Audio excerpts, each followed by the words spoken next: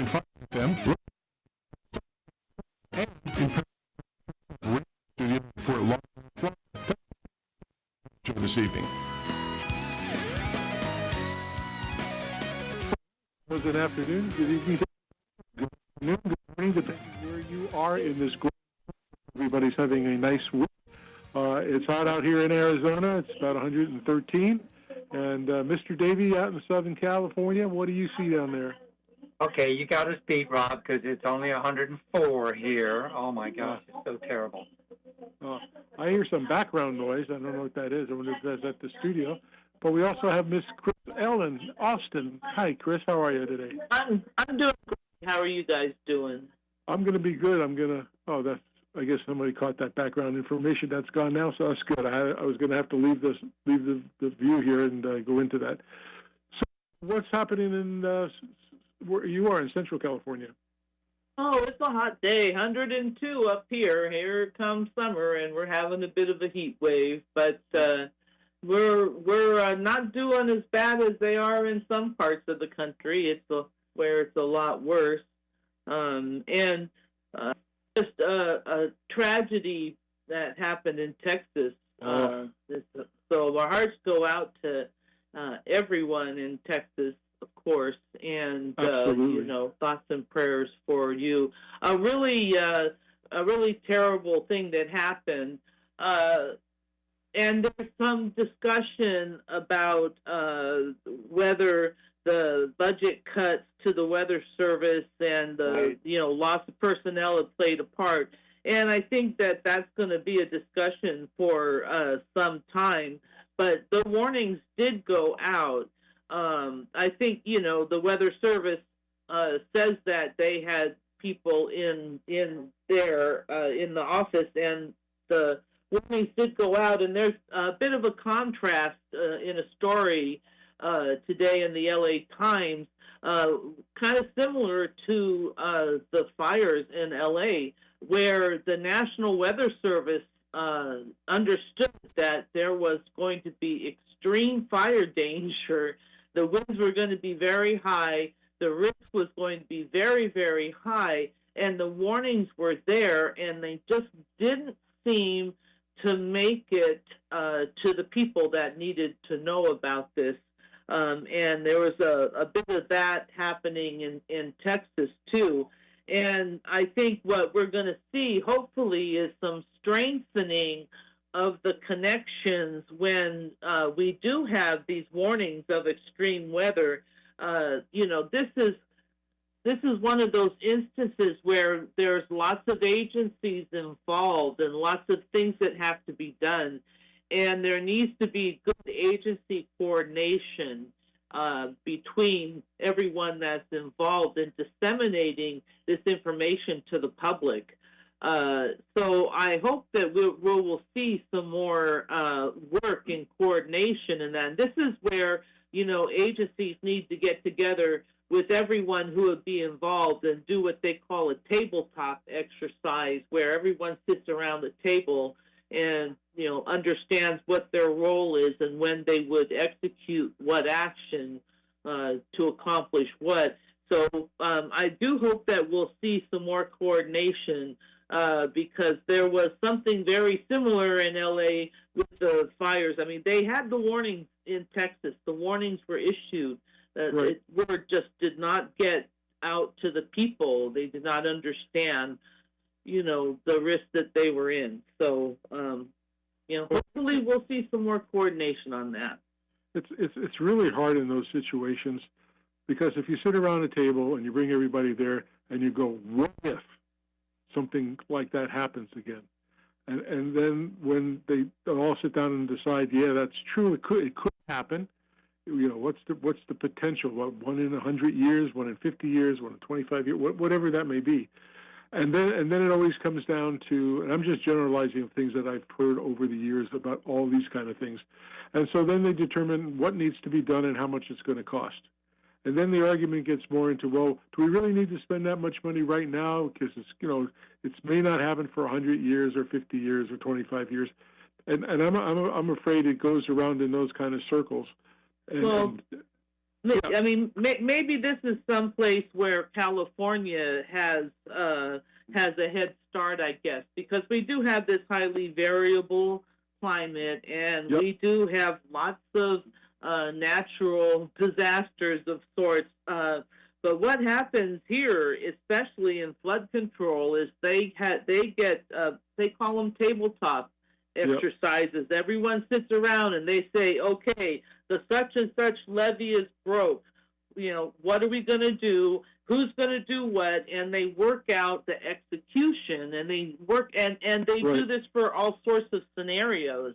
Yes. And this is really important because we have so many, agencies and entities that are involved with these things, and they, you'd be surprised how little government departments and agencies talk with each other. I mean, you really have to sort of push them together, incentivize it, and make it happen.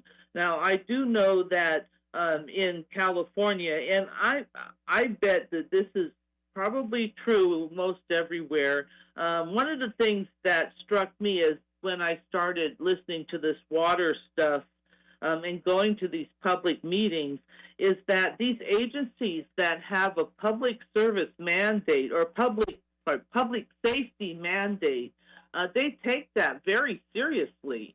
They're not messing around, and so they're very keen on making sure they're ready to respond and that they are protecting the public. So. Absolutely. The Corps of Engineers are involved in that, and like you said, with many others. It made me very, very. I can't even describe how sad I was. Emotionally, and I even cried a bit watching the news and listening and seeing the clothes left over from the kids and all that other stuff. And it's one of the most horrific things I've ever heard about and saw on television, and it really affected me a lot. And I can't even imagine what parents or relatives are thinking. I mean, I think some of the rhetoric that's going around right now, I think people asking for answers. I think that's important, but I think we need to finish the job of looking and rescuing, and then do the investigation. Instead of fighting with, pointing the fingers at people. I'm not saying somebody did it right or somebody did it wrong. Maybe it was, maybe it wasn't. I don't know. But I think right now is the most important thing is to take care of the families and help try to, find all the people that are lost if they can. That to me is the most important thing at the moment. And it's a sad thing for what happened.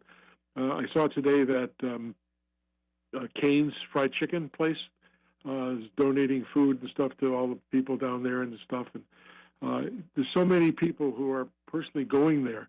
Got Samaritan's Purse and things like that. I'm great we have Americans people that go and help each other, and we all should do that. We're all human beings. We're all in the same race, and we gotta do what we gotta do. But I don't know who's right or who's wrong, and at this moment I want to know the answer, but I also want them to find the missing people. That's important to me. So that's all I can say on the issue. Absolutely. So we've also been looking at sturgeon here in California, and we have two species of sturgeon, white and green, and they did a survey, and unfortunately, it looks like the white sturgeon population is declining, and that could be for if you remember. I think it was last year, the year before, they had the very big algae bloom in San Francisco Bay, and it killed a lot of white sturgeon. And white sturgeon are fish that live for a very long time. So, I mean, they're not, salmon are like 3 years. As my understanding, sturgeon can be 10 years, even as much as 15. But I think it's more around the 10. Anyways, they've been around for a very long time, and they are endangered. So we hope they're not going to, decline further. The article does note that they started a new way of sampling for them, surveying for them. Back in 2024. And of course, two data points does not mean a trend, although I think it is the same sort of trend that they're seeing in their other surveys. So I would believe that's why they would say it. But so it may change a little bit next year. We'll have to see. I think historically, when you look at how long that the California Department of Fish and Wildlife has been doing this, right, since 1954, so that's 70 plus years, right, using the same technique. This new way of doing it, I think, is going to capture a lot more data. I mean, they've got it down to where they had approximated like 6,500 white sturgeon in the breeding range, right? So that's like 40 to 60 inches long, which is way below what the original estimate was of like 30,000 fish in that range. So right, I mean, it's good. It's good. It's better data, and better data leads to better results, hopefully. Yeah, and fish. The hard part about fish is that you just you can't really see what they do. You can look on land and you can see the deer and the bear and the birds and all that, but the fish kind of go in the water and who knows. So that's why we do all this tagging and Right. everything to try and figure it out. But yeah, there's a lot of questions, especially the ocean conditions. I mean, we really work a lot on salmon here in California and here in our rivers, because this is where salmon are born, and in our rivers, and then they migrate down the rivers, out the delta, into the ocean, where they're there for 2 to 3 years, and then they come back up the rivers to spawn and eventually die. And we worry very much, and rightfully so, about the rivers, but there's this other big question mark, which is the years that they spend in the ocean. And we really don't know where the fish go in the ocean very well, because that's a very big place, as you can imagine. I don't think fish tags go too far in that instance. But yeah, it's we're working on our fish here, trying to keep our native ones around. Well, that makes me feel better about buying a fishing license in the state of California, which I have done every year for 60 something years. So I mean, it's been a long time. But Chris, they are doing that mark and recapture, right? In the new system that they've got, where they have to extrapolate, because they're not going to recapture every fish. But when they do catch a tagged fish, they know from the tag how long ago the last time that fish was caught. So they know by measuring its size and its weight, they can make a lot of estimates based on that. And as I said, better data, better results. Yeah, and we sure want to keep our native fish around, so folks like you can go fish them out. Right? Yes. So I got another question for you, because there was another thing on the notebook, right? At least on the Daily Digest, and I'm going to ask you about it, because I saw this article that said this new data has come out where they have actually captured and measured changes in the Earth's magnetic poles, and they have extrapolated that and related it to dam building and large reservoirs and, a shift in the mass of the Earth's surface, because I just find that phenomenal science, Chris. I don't know if I you was pretty jaw-dropped, too. I have to say that. I mean, that's like, whoa. But, they also... we know that these large dams, like the one in China, they do deform the crust of the Earth. I mean, and Three Gorges is huge, huge dam. I mean, it dwarfs anything we have here in the United States.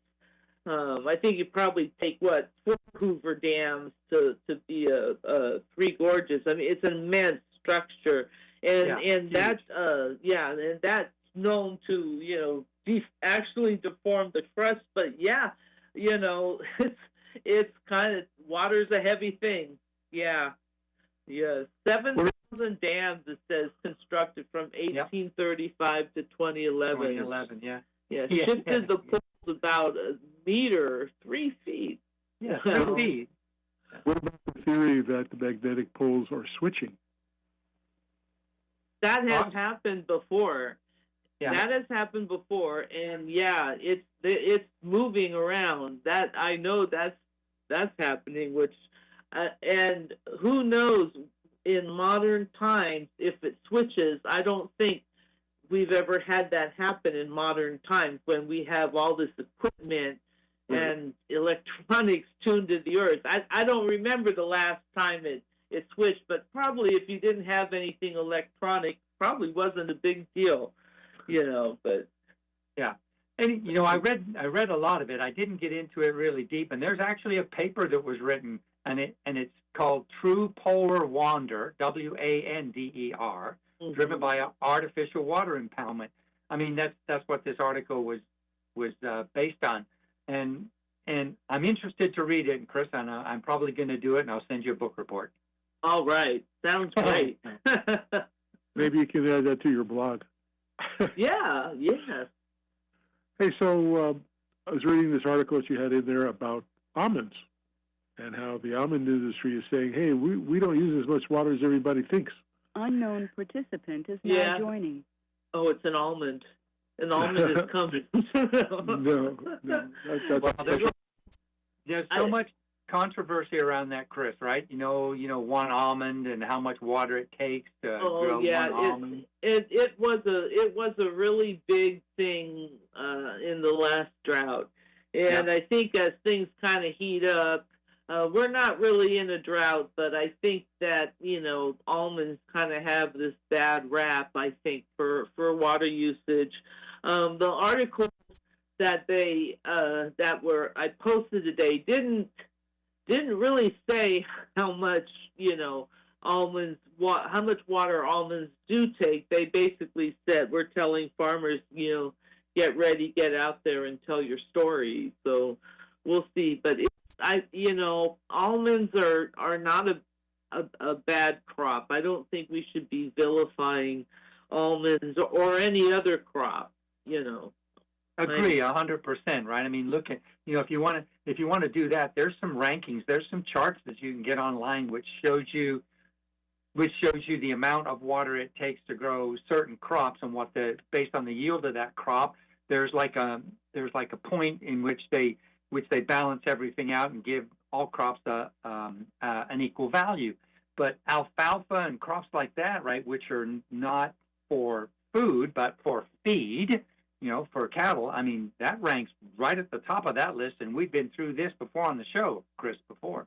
Yeah, and alfalfa gets a bad rap, but we happen to like beef and meat and and that takes alfalfa, and if you stopped growing it in California, say, then you would only have to truck it in from somewhere else, which adds to the cost. And well, if you're talking about greenhouse gas emissions, you're trucking things in. I mean, it doesn't make a lot of sense.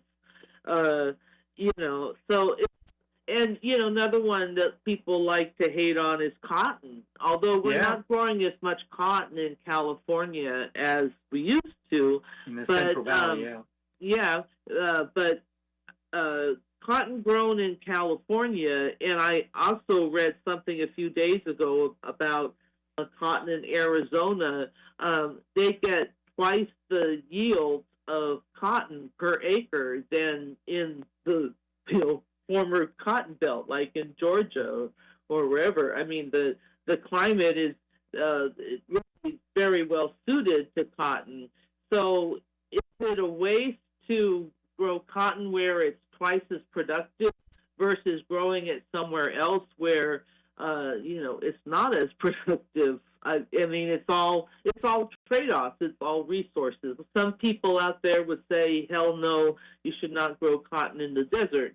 And I mean, they got a point there too. It's the hard part of it all. There's no real easy answer. No, one more thing before you go, Chris. And I don't know if you saw this article too about how the groundwater, how they've been using this special sensing stuff to measure the age of groundwater that's coming through mountain springs and streams, especially on the western front of the Sierras. I don't know if you read it, Chris. I think it was last week, day before the 4th of July, a week ago today. But I found it very interesting, Chris. Any comments? I'm kind of thinking that, that was last week, and, new information pushes out the old information. But, yeah, fractured rock, aquifers, that's very big in the Sierras. It is interesting that it's old water, because you would think that, the new water the new snow would melt, and that's what it would be. But, it sinks in there, so... Yeah, it was just interesting to read and say, wow, the next time I go up there and I fill my little bottle through my filter, by the way, through those streams, that could be water that was back in the gold rush days, or even before that. Yeah, and it's pretty cool to think that. It really is neat. It's it's actually cool. All right, what else percolates to the top of your list this week on the website? Well, let's see. We're scrutinizing fire retardants again. Oh yeah, I saw that. The old FOS check, yeah. And a few weeks ago that there was a article I posted where they actually might have an alternative using soybeans, which would be probably a lot better than all this heavy metal stuff that's in there. The hard part is that we need the fire retardants to stop the fires and protect lives and property, and everybody acknowledges this. But the flip side is that, this is some nasty stuff that's getting flung out on the environment, full of heavy metals and, fertilizers and stuff that's not, you really don't want out there in the middle of your wilderness. Yeah, agree. All right, Chris, if you allow me, I'm going to give one more shout out, especially to our folks down here at the Chino Basin Water District in Southern California, because California Water Commission has given them a shout out for some of the work that they're doing down here. And I don't know if you know this, Chris, but they are literally like 2 miles from my house, right? Their headquarters and their little museum and their classrooms and their demonstration garden. It's very close here. Rob and I have been there a couple of Rob's back here. Rob and I have been there a couple of times, and we've done lunch and learns and demos. Demo days there. And I get pretty proud when I read that our local water agency is getting a shout out from California Water Commission. They do a great job. They do a great job. They have great community outreach. They're an awesome bunch of people. Cool. Anyway, in 2 weeks, Ms. Austin, I want to talk about salt in the San Joaquin Valley. Oh, okay. That's a big topic. Yes. Yeah. I'm really interested in that. It's pretty good. Well, anyway, we got to go to our commercial break, but next week, just to remind our audience, it's our 500th show broadcast and our 10-year anniversary. We're going to have a special contest giving away lots of really nice prizes from a couple good companies, including Toro and some others. And so we want you to tune into that. It's going to be simple. Big contest. You just write to email address and put your name, your address, and what you like about the show, or even what you don't like about the show, and with a contact number, and then we're going to pick some winners. And even if you say something negative, we still give you something if you're chosen, for being honest. So, Chris, you have a great week, and for our listeners, please go to mavensnotebook.com, become a subscriber. Christine and I every morning get the information, and again, I keep saying it, for 500 shows. How come, and how does she do? Writes all this stuff every single week. There's not enough time in the week for her to do this, but she does it. And I know she doesn't have little elves in the house helping her out. So she's amazing. And you can also become a sponsor. You can also become a sponsor. It's a great thing. It's called mavensnotebook.com. You got to check it out. It's free. And you'll most updated issues that are happening around the state about water. So, Chris, you stay cool in Central California, and we'll talk to you next week on our special show. All right. Good evening, everyone. Bye, Chris. All right. Everybody stand by. We're going to take a little break, and we can come back with a really good featured guest that we've had on before. And this person is very interesting and a very dynamic woman, and I call her a wow woman, a woman of water, and she knows her stuff. So stick around. We'll be right back.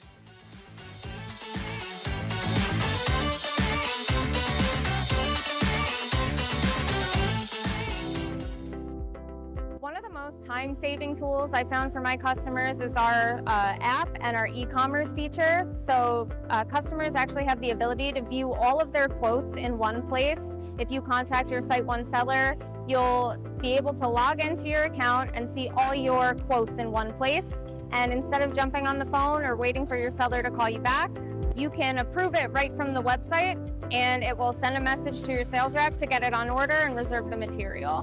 Customers can learn more about these tools at their Site One branch, from their local seller, from their local CX specialist, and from SiteOne.com or by downloading the Site One app.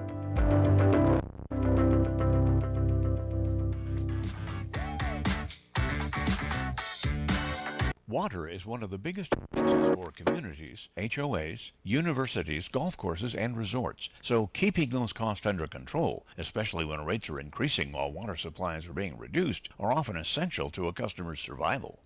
Managing water requires multiple skills, which is why it's been complicated and difficult until now. AquaTrack brings multiple skills and technologies together to help large system users conserve outdoor water and improve the health of their landscapes. AquaTrack's professionals are certified landscape water managers and certified landscape irrigation auditors. The company offers audit services, upgrade advice, technical expertise, and water use monitoring. We already manage irrigation water for the largest homeowner associations in Arizona, and we're prepared to bring our knowledge and experience to help others, including landscapers and designers. Give us a call and hear how AquaTrack saved one HOA some 430 million gallons of water and $200,000 in annual water expenses. AquaTrack is Arizona-based, and you can reach us at 623-594-8689. That's 623-594-8689.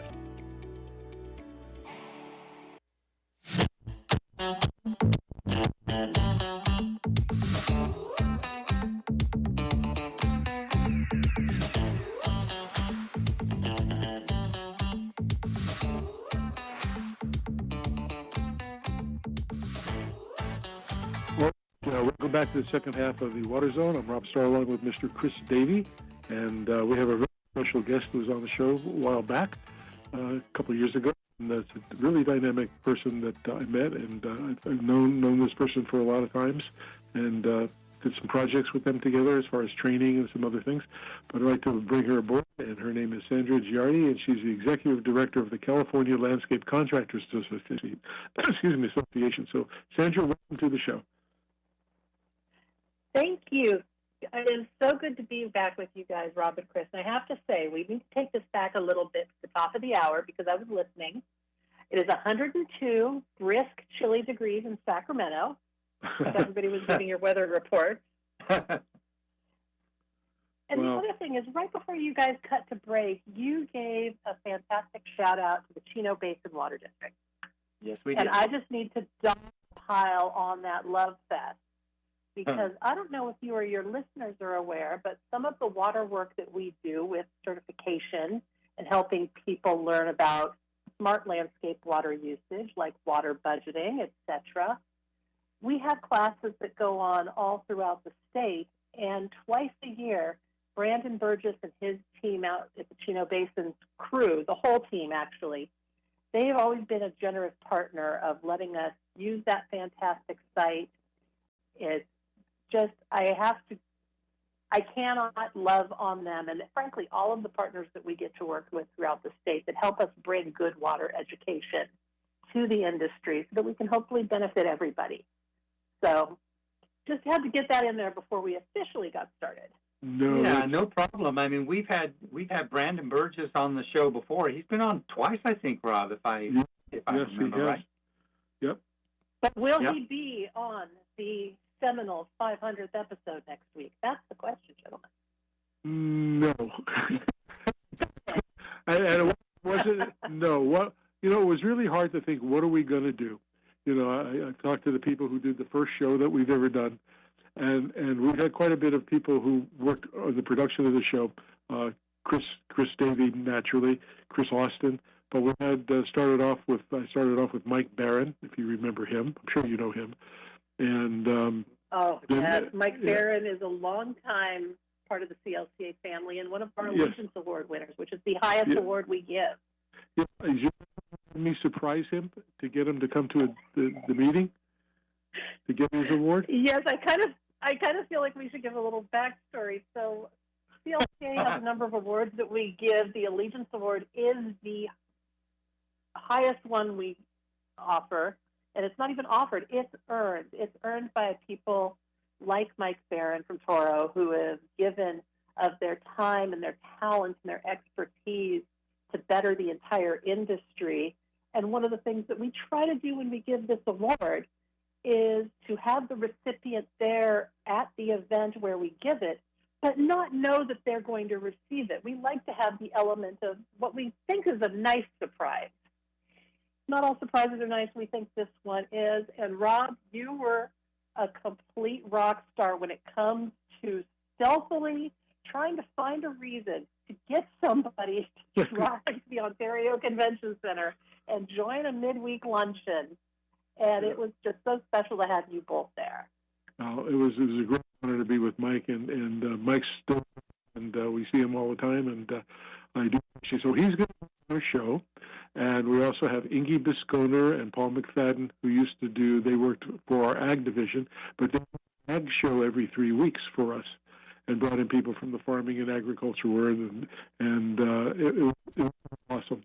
And then we have Chris Austin now, and such as that. So each of us are going to kind of give a discussion on what was a highlight of a show that we did. One of the, talk about what made our day. I mean, I have mine picked out of a story that brought me to tears, and I'll talk about that for a few minutes. But to share their special moment on the show, and we're going to have some special call-in guests, and we're going to give away some prizes. Nice prizes. Toro's going to donate some, and Site One Landscape's going to provide some items for us to give away, gift cards and such. So we that, and I can't believe it. When I was talking to Mike Barron about it, and called and said, "Hey, you got to come back and do this show thing." He said, "We've done it for 10 years." I go, "Yeah, 10 years, Mike. We started at it 10 years ago, and now we're on our 500th show. That's amazing to me." And but it's people like you, and I don't say it's me. I mean, I'll give my co-hosts all the power and glory in the world, because they help make the show. But what also helps makes the show are people like you who take the time to come on and talk about what your association does, what your mission is, and things, and bring in scientists and weather people and water experts and technologists and such. That to me, I learn a lot of things on the show, and that's what we wanted the show to be, an information place to give public outreach and education to the people, and that's what's made the show. And as you probably know, we don't advertise our products. So if you mention Toro or somebody calls in and asks about products, well, the question. But my thing is, and even my competitors will tell you, they were very surprised that I mentioned Rainbird, Hunter, as well as and us as competitors, but we're friends, and we all have a niche in the market, and we're all good companies that have been around a long time. We're not fly-by-night garage shop operations, and I think that's important for people. And the things that you do, which we're going to ask of you today, is what's the purpose of the Contractors Association, and how do you help the industry? For our listeners to know, well, some people who are more involved, people who really should know about you. Well, for us at the California Landscape Contractors Association, or as a lot of folks call us by our acronym, CLCA, we really focus on the totality of the landscaping industry. And one little fact that people may not know about us, and a lot of folks think that just associations come together. And in this instance, way back in the 1930s, almost 100 years ago, when you stop and think of it, which everybody take a moment to feel old for a second, there were 3 landscape associations in the state of California that were also pretty much the exact same thing. Number 1 was keeping an eye on the licensure requirements to be a licensed landscape contractor and protecting the scope of what a licensed contractor could do in the landscape field.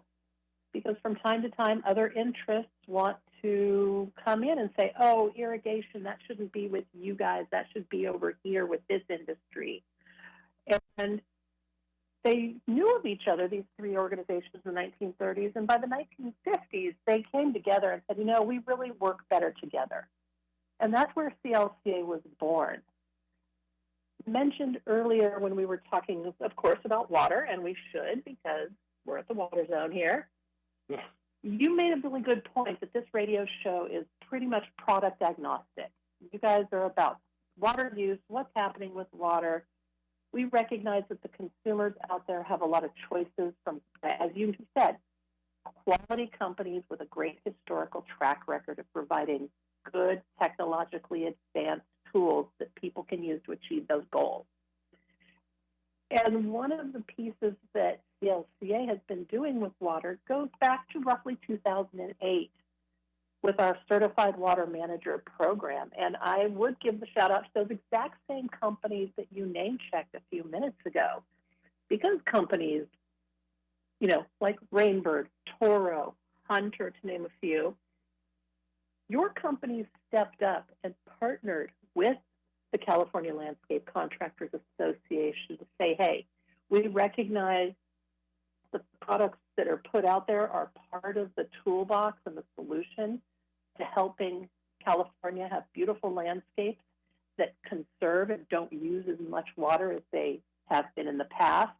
But how can we get together with your knowledge, with our knowledge on the practitioner side, and put together a certification program that really helps to move the needle on conserving water in landscape applications?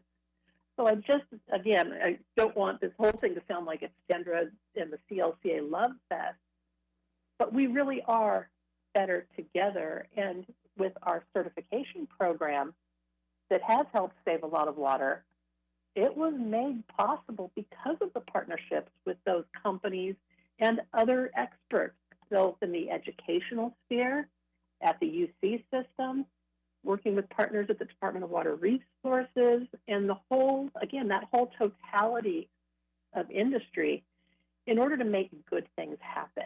And I'd like to think that that's what CLCA does, particularly for our members. We give them an opportunity to connect with each other, to learn both from each other as well as from curricula and education that we put forward, and then to grow. That could be growing their business, growing their knowledge, growing their relationships with each other. If we can succeed in those 3 goals of connect, learn, and grow, everybody wins. Oh, you're absolutely correct. I've been talking to Chris. A couple months ago, I started talking with the people from Mike Rowe. I don't know if you're familiar with the name. He's the guy. Big fan. Me too. He's awesome. And a couple of years back, probably about 8 to 10 years ago, I did a project where I put together a university in Riverside and us and Western Municipal Water District and Riverside Public Utilities, and went to a school, high school, boarding school that was run by the Indian Affairs, and they had all these kids around. Yes, Sherman Indian, right? And we got some teachers from universities and said they would act as a teacher, because I thought it was a good idea to put up some money and buy some educational stuff from the IA or anybody else and train some high school students from a freshman to a senior into becoming a certified water auditor and water manager. Imagine somebody 18 years old who goes through those courses, learning how to repair and certify backflow. I mean, every office building has a backflow system, and train these kids so they have a well-worth job. I mean, a lot of kids aren't going to go to college. We all know that. But I think Mike Rowe's approach to you can become a welder and make six figures high six figures if you were going to do that, or other things, or HVAC technician. I think it's more practical, and I'm sorry the schools when I lived in California and I lived out in Arizona, cut those classes away. They took the funding away, and I think it's a shame because you said it with your contractors, they're educated. They know more than just cutting your grass and edging the lawn. They can tell you how to save water, how to make a healthier landscape with using less water and things like that. People want that. They don't want just somebody. I mean, people go for the cheap stuff and have some guy come in and mow and blow, but they don't know how to fix sprinklers. They don't know what works, what doesn't work, or even how to program the controllers. I think that's an important factor that a lot of us in the industry and organizations like you can put together with other teams and work together, like you said, to make a shining star out of some high school kids who have no idea what they want to be in life. And right now, as you know, the water industry is going through a great wave, and there's more people retiring right now. But you also see an upsurge, which amazes me, and I'm very happy about it, of women in the water industry. And that's why I announced you as a wow woman. If I called you wow, I didn't want you to turn around and stop me for saying something. I meant that to be a woman of water, because I can tell a story about saying that, and ladies got angry until I had to explain what I'm talking about. I think, and especially the executive of the IA, she thinks that's awesome. She likes that term, but I think it's important. Natasha Rankin of the IA would be completely on board with that term. She is. We're good buddies. It's just, I know you know her for a long time, even before she took that position. But she's an awesome person. So and more of what you guys do with partnerships makes a big deal in the industry, and it makes the companies stronger to have people who understand. I live in an HOA property, and they go through landscape contractors like once every year, and right now we're going through the same thing with them, and they hire big name companies, but sometimes the big name companies don't have anybody who really understands water. The big company may have somebody who's certified in water management, but he's at another office in another state and never comes out here, and maybe he trains somebody, but these people don't always get certified. Texas, as you know, every licensed has to be licensed. I like that approach. I wish California would do that, but that's just me. So. No, and you bring up some really interesting points. Now, you mentioned the work being done and with the high school students, and one of the things that we've been working with is with our community college cohort across the state, because quite a few years ago it was recognized that people aren't going, and nor should they necessarily need to go. You're not going always for a 4-year horticulture degree. Right. That we have folks who are in the trade who want to increase their skill level, and they want to walk away with something tangible. We know that certifications are tangible. They are a great hit with employers, and they're a big boon for those who hold the certification. You can command a higher salary or a higher rate of pay. But we were working, and I'm not sure how much people know about this, because one of the things I think we all struggle with is you achieve something, and you're like, great, awesome, on to the next 20 things that are on the list that we want to do that are awesome. But one of the things that CLCA had done is we worked with the community college system to create what was known as a stackable certificate program, not an AA degree, but a stackable certificate, where those colleges that were offering landscape subjects and or horticulture came together to align their curriculums with each other. This made it possible, particularly for those who aren't staying in the same community or the same city for a number of years, that they could start the stackable certificate program with landscaping at, say, Bakersfield College. And when they moved to the Bay Area, they could pick it right up where they left off, knowing that the curriculum was the same, the subject matter, the course numbering, and even the titles. And they could continue on their educational journey. By the time they finish the course curriculum, they're walking away with a landscape certificate, and anybody who's going to hire them knows that they are well versed in all aspects of the trade, including water use and irrigation. They made sure that the curriculum aligned with major certification programs, not just CLCA, but that of NALP and the Irrigation Association, so that folks walked away not with theoretical knowledge, but true boots on the ground, actionable knowledge to benefit themselves, their employer, and their customers. And I just wanted to share that because, again, it's not something I think that maybe CLCA touts enough, but it was such an educational revision that has really helped a lot of people and a lot of students throughout our state, because they can also pick and choose, gentlemen, when they want to take those classes. You don't have to take them all at once. You can take one at a time as it fits in with your workday and your work life and your family life. And that's something that we are very proud of and think is just fantastic. Now, expanding that, that's going to be another big goal. When we do that, I'd love to come back and share more. Oh, that'll be awesome. I've been doing a lot of talking, so I wanted you to come on in.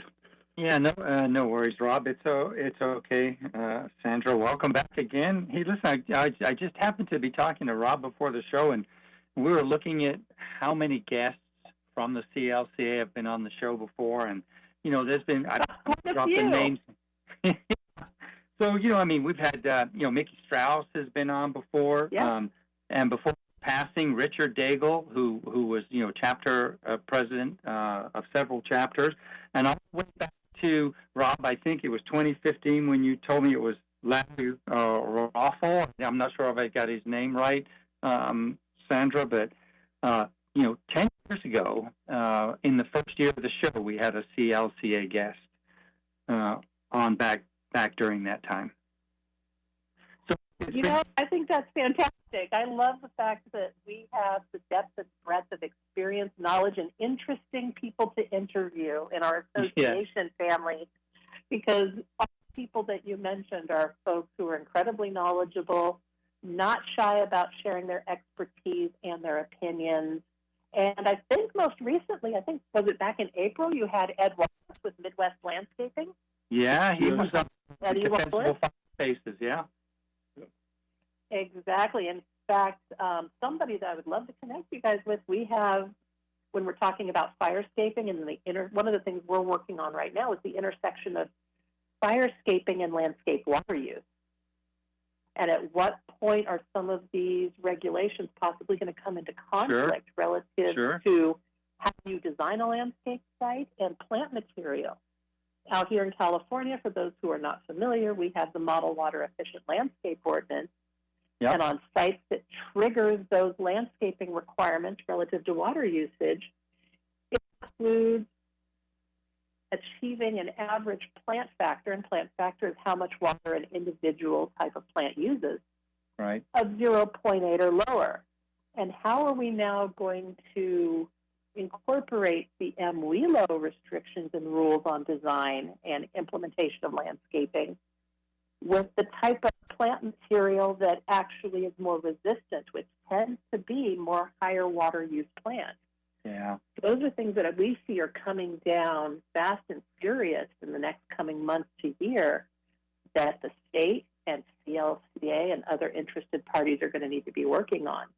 But in fact, we have somebody on our board, Andrew Johnson, who's not only a landscape contractor, but he's a volunteer firefighter as well, who provides valuable information to our board and insights that are helping us decide where we want to go on this next wave of education for the industry. Well, I think that's important. Go ahead, Chris. No, I was just going to say, I think that's fantastic. I'm not sure if it's the same person that Ed Wallace mentioned a couple of months ago when he was on the show. He was trying to get a fire marshal, I think, to come on with us. But let me go back just a little bit, Sandra, to the certifications and stuff that you have, because we're getting into the last 6 or 7 minutes of the show here, and I certainly want to have a chance for you to talk about some of the membership resources available. But I agree, Rob and I agree 100% with all the certifications and stuff like that. Myself, especially being a landscape architecture and ornamental horse graduate from the real Cal Poly, the one in Pomona, Sandra. fun watching our members fight over that. I'm going to be near Cal Poly Slow tomorrow, and then you mentioned UC Riverside earlier, which is my alma mater. I feel like we're having a little college game day here, gentlemen. Yeah, but other than, the CLCA, provides advice. I mean, not just, advice to contractors on how to do lots of things, but legal advice on running their business, on cost savings, on marketing. Kind of give our listeners, before we get too much, don't have too much time left. What's the 30,000-foot view?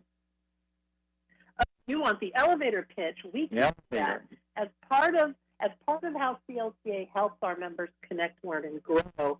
We have a complete menu of membership benefits, particularly with our landscape contractors. Everything from dedicated insurance specialists at CLCA Insurance Solutions, who, whether it's for your business or your personal needs, can help you achieve some cost savings. We know that insurance, particularly home and building insurance, is nuts right now with insurers leaving the market. So CLC Insurance Solutions has been able to help quite a few people. But we also recognize that a lot of our members, they're not these big companies. Some of them are medium-sized, small-sized. They don't necessarily have an HR person full-time or even part-time. So we have an HR hotline for them, because California, running a business here is an uphill challenge on the best of days when it comes to HR rules. We have a construction attorney on retainer that our members can access for consultations at no charge. It's included. His name's Bill Porter. He's fantastic. And another thing we partner with him on is every year we go through and we look at the stock contracts and what's required by law, regulation, and ordinances to be in these different legal documents that people sign with their clients. We go through, we make sure any changes are noted and updated, and if you've ever wondered as a landscape contractor, gee, I need a legally compliant change order, I need an initially, and these are complicated documents at times, the initial contract with our customer, etc.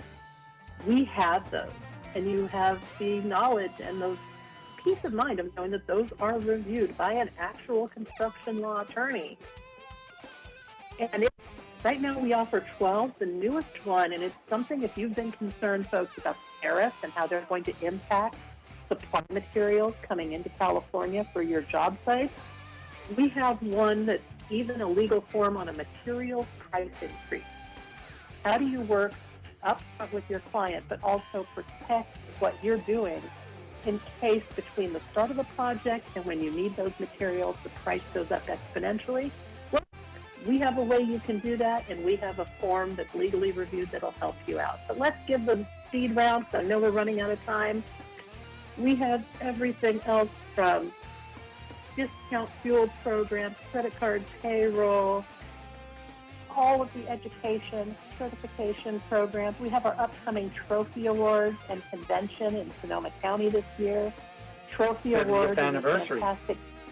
It is. Thank you for noticing. Yes, it is the 70th anniversary of our Trophy Awards that across all of our we have 21 regular categories, and then on top of that, we have another 7 specialty awards, like our Sweepstakes Award, etc., and one, of course, about sustainability and smart water use. But we have that coming up, which is not only a great way to showcase your craftsmanship and your excellence in your project, but it also makes an incredible marketing tool for you to enter and win.